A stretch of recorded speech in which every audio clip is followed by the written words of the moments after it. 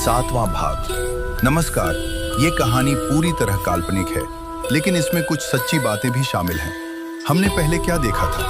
स्नेहा के पिता एक छोटी सी झोपड़ी में थे और एक बूढ़े बाबा उनकी सेवा कर रहे थे। फिर जब वो पूरी तरह स्वस्थ हो गए, तब वो वहां से अपने घर की ओर निकल पड़े। इस तरह समुद्र में सफर करते करते एक दिन बीत गया। फिर मेरे साथ जो हुआ वो बहुत भयानक था। मैं अचानक एक भयंकर कालबैशाखी तूफान में फंस गया। कुछ समय पहले तक समुद्र का पानी बिल्कुल शांत था, लेकिन अब उसका रूप इतना डरावना हो गया था कि मुझे समझ ही नहीं आ रहा था कि मैं क्या करूं। समुद्र ने मानो एक भयावह रूप धारण कर लिया था। मैंने देखा कि मेरी नाव किसी भी पल पलट सकती है। मैंने जल्दी से अपना सारा खाना और कपड़े उतारकर कपड़ों के अंदर अच्छी तरह बांधकर सुरक्षित कर लिया।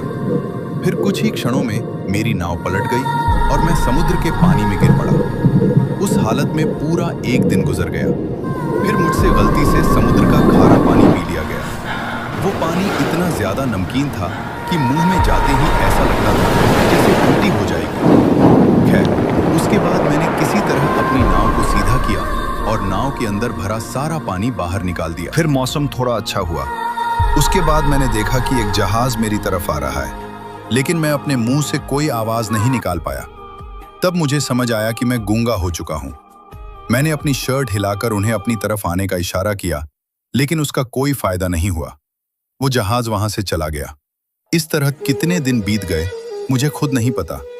इधर मेरा सारा खाना भी खत्म हो गया। फिर कुछ देर के लिए बारिश हुई।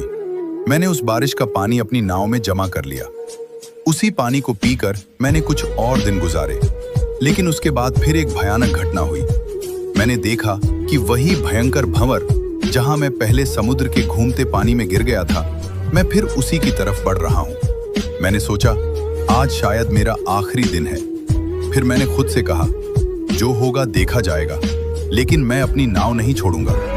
मैंने अपनी नाव को मजबूती से पकड़ लिया और फिर मैं उस भयंकर भंवर के अंदर चला गया।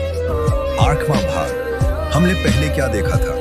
स्नेहा के पिता उस द्वीप से एक छोटी नाव में अपने घर की ओर निकल पड़े थे, लेकिन रास्ते में वो फिर एक भयानक तूफान में फंस गए और उस गहरे समुद्र के भयंकर पानी में बहते चले गए। फिर मैं बेहोश हो गया। जब मुझे होश आया, तब मैंने देखा कि मैं एक मछुआरों की नाव में हूं। उन्होंने ही मेरी जान बचाई थी। किनारे पर पहुंचने के बाद मैं वहां से भाग आया और बहुत मुश्किलों का सामना करते हुए आखिरकार अपने घर वापस पहुंच गया। ये थी आज की कहानी।